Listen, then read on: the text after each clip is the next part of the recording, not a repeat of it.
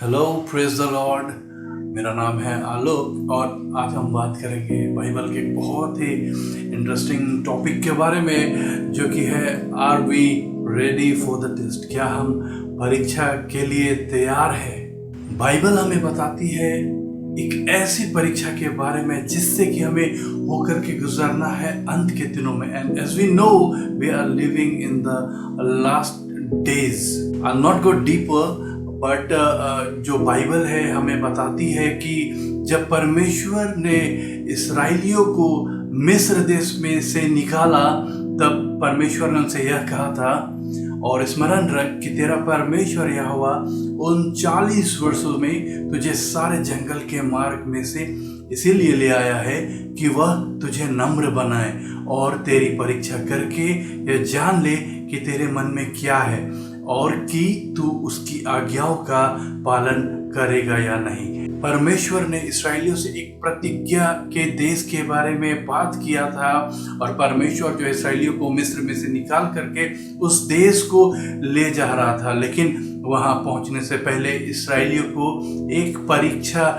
में से होकर के गुजरना पड़ा था। और अगर हम बाइबल पढ़े तो हम देखेंगे कि कितने लोग थे जो उस समय मिस्र में से निकले थे, और अंत में उनमें से कितने लोग जो है उस प्रतिज्ञा के देश को पहुंचने पाए थे।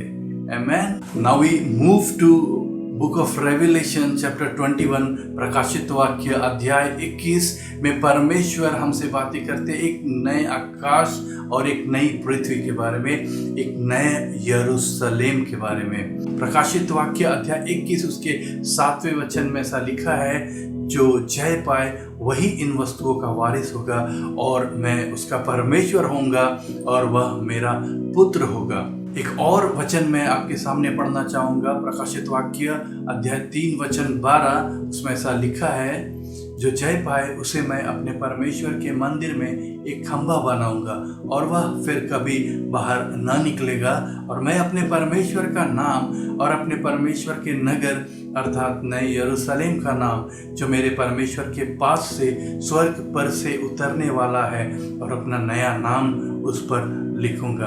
आमेन। यहाँ पर हम देखते हैं ऐसा लिखा है, जो जय पाए। अगर हम बात करें यीशु के परीक्षा के बारे में, जो कि मत्ती के 4थे अध्याय में हम पाते हैं, तो वहाँ हम देखते हैं कि मुख्यतः यीशु की परीक्षा 3 बातों में ली गई थी। जो पहला है वह है रोटी, जो दूसरा है वह है अपने परमेश्वर की परीक्षा ना कर, और जो तीसरा है वह है वैभव, ग्लोरी। और अगर हम प्रकाशित वाक्य अध्याय 13 को पढ़ेंगे तो हम बिल्कुल एग्जैक्ट सेम उन चीज़ों को पाते हैं। तो प्लीज एंड प्लीज हम 2 अध्याय में गौर करेंगे। जो पहला है वो है मत्ती उसका 4था अध्याय, और जो दूसरा है वो है प्रकाशित वाक्य उसका 13 अध्याय। Will go one by one, एक एक करके हम देखेंगे। तीनों परीक्षाओं के बारे में हम बात करेंगे। सबसे पहला जो कि है मत्ती उसके 4थे अध्याय में वचन 3, उसमें ऐसा लिखा है, तब परखने वाले ने पास आकर उससे कहा, यदि तू परमेश्वर का पुत्र है तो कह दे कि ये पत्थर रोटियां बन जाए। यीशु ने उत्तर दिया, लिखा है, मनुष्य केवल रोटी ही से नहीं परंतु हर एक वचन से जो परमेश्वर के मुख से निकलता है जीवित रहेगा। आमेन। इस्राएली जब जंगल में थे तो परमेश्वर ने इस्राएली को सिखाया कि परमेश्वर जो है उनके लिए कितना इम्पोर्टेंट है, और सिर्फ रोटी के द्वारा या कपड़ों के द्वारा वो जीवित उस जगह नहीं रह सकते थे, लेकिन परमेश्वर के द्वारा, और परमेश्वर उनके साथ में था। और यही जो इंस्टेंस है, वहाँ से यीशु ने शैतान को जवाब दिया कि मनुष्य केवल रोटी से जीवित नहीं रहता, परंतु जो जो वचन यहोवा के मुख से निकलता है उन्हीं से वह जीवित रहता है।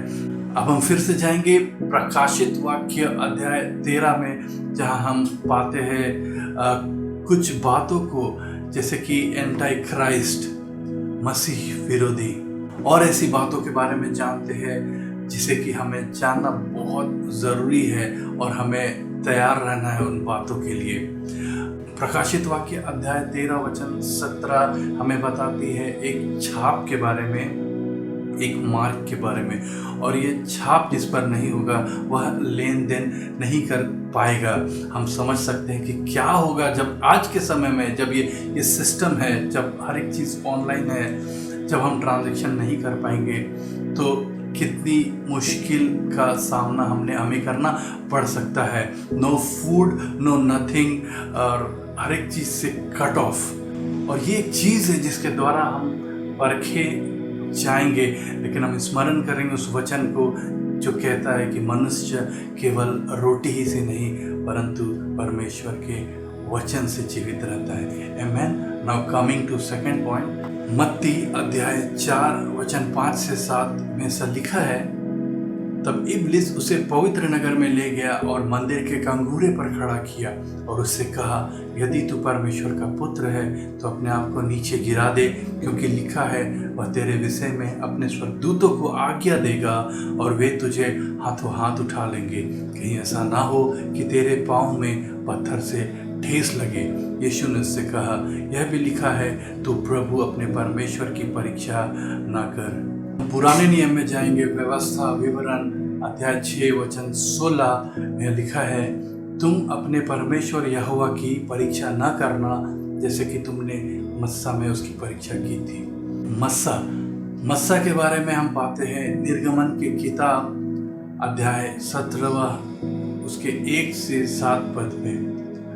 वो एक समय था जब इस्राएली जो थे वह प्यासे थे और वे शायद उस समय चमत्कारों को नहीं देख रहे थे, और उस समय उन्हें प्यास लगी थी और वहाँ पर कोई पानी नहीं था। As God provided manna to them for 40 years continuously, 40 सालों तक परमेश्वर ने उन्हें मन्ना प्रोवाइड किया था, लेकिन अब there is no water, वहाँ पर पानी नहीं है। और इस्राएली जो थे they wanted miracle, साइंस, चमत्कार, चिन्ह। उनके हृदय में एक डाउट आया कि क्या परमेश्वर हमारे साथ है। मस्सा निर्गमन अध्याय 17 उसके 7वें पद में ऐसा लिखा है, और मूसा ने उस स्थान का नाम मस्सा और मरीबा रखा क्योंकि इसराइलियों ने वहाँ वाद विवाद किया था, और यहोवा की परीक्षा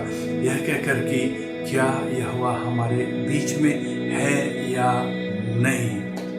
let's go back to Revelation chapter 13, प्रकाशित वाक्य अध्याय 13 में हम वापस जाते हैं और पढ़ेंगे वचन 13 और 14 को। वहाँ ऐसा लिखा है, वह बड़े बड़े चिन्ह दिखाता था, यहाँ तक कि मनुष्यों के सामने स्वर्ग से पृथ्वी पर आग बरसा देता था। उन चिन्हों के कारण जिन्हें उस पशु के सामने दिखाने का अधिकार उसे दिया गया था, वह पृथ्वी के रहने वालों को भरमाता था और पृथ्वी के रहने वालों से कहता था कि जिस पशु की तलवार लगी थी वह जी गया है, उसकी मूर्ति बनाओ। Many times we ignore God just because we face problems.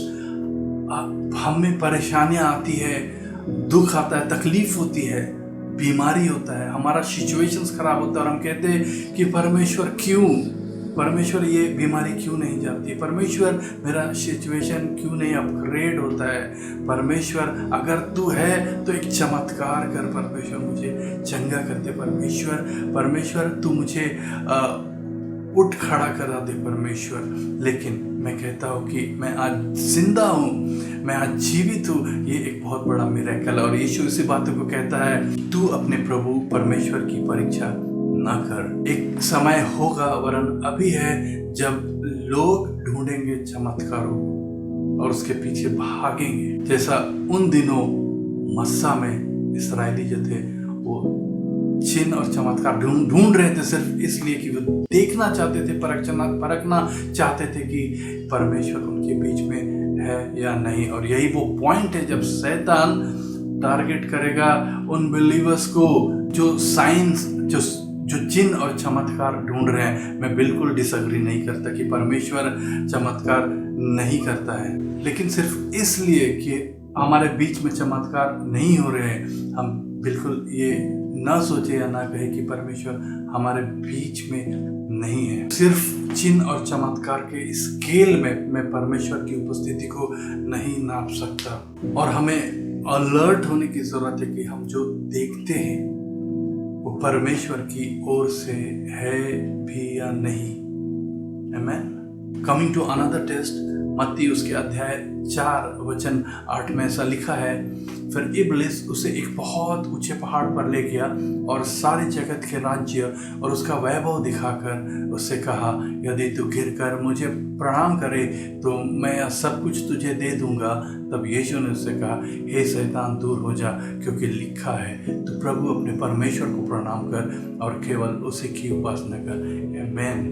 Scriptures हमें बताती है, व्यवस्था विवरण अध्याय 5 उसके 7वें वचन में, मुझे छोड़ दूसरे को परमेश्वर करके ना मानना।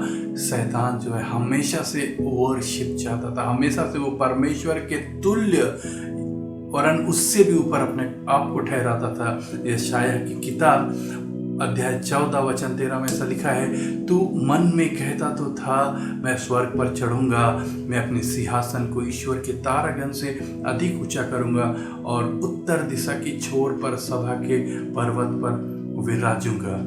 कमिंग बैक टू रेवलेशन, प्रकाशित वाक्य अध्याय 13 और उसके वचन 12 में ऐसा लिखा है, और यह उस पहले पशु का सारा अधिकार उसके सामने काम में लाता था और पृथ्वी और उसके रहने वालों से उस पहले पशु की, जिसका प्राण घातक घाव अच्छा हो गया था, पूजा कराता था। यहाँ पर भी हम देखते हैं कि शैतान जो है सेम ट्रिक यूज कर रहा है, और वहाँ पर लिखा है कि वह लोगों से पूजा कराता था, मतलब वर्शिप कराता था। शैतान कहता है कि उसे अधिकार दिया गया है। यहाँ पर भी हम उन्हीं बातों को पढ़ते हैं। Many times many believers, many chosen people just fall because of this fake glory, वैभव। पुराने नियम में बालाम का जिक्र है, जो कि इस चीज़ का एक एग्जाम्पल है कि उन चीज़ों के लिए जो इस संसार का है, कहीं हम परमेश्वर को छोड़ ना दें, कहीं हम इस संसार की चमक को देख करके अपने प्रभु परमेश्वर को छोड़ किसी और को परमेश्वर न मानने लगे। This is the time we need to rethink and we have to be prepared and be alert। Bible हमें हर एक उन बातों को बताती है जिसे हमें जानना ज़रूरी है और जो कि हमें बचाए रखेगा उन समयों से, वरन वो समय अब है जब हमें ज़रूरत है कि हम इन बातों पर ज़रूर ध्यान करें। अब सवाल उठता है कि परमेश्वर ने ऐसा होने दिया क्योंकि परमेश्वर तेरी परीक्षा करके यह जानना चाहता है कि तेरे मन में क्या है और क्या तू उसकी आज्ञाओं का पालन करेगा या नहीं। और जैसा कि वचन मैंने पढ़ा था प्रकाशित वाक्य अध्याय 21 वचन 7 में कि लिखा है, जो जय पाए वही इन वस्तुओं का वारिस होगा और मैं उसका परमेश्वर होऊंगा और वह मेरा पुत्र होगा। Amen. We have to prepare ourselves for the new earth, the new sky, the new Jerusalem. Let us pray. Father, I pray for your knowledge, your wisdom and understanding for everyone who is watching this. Bless them, Lord. In Jesus' name I pray. Amen.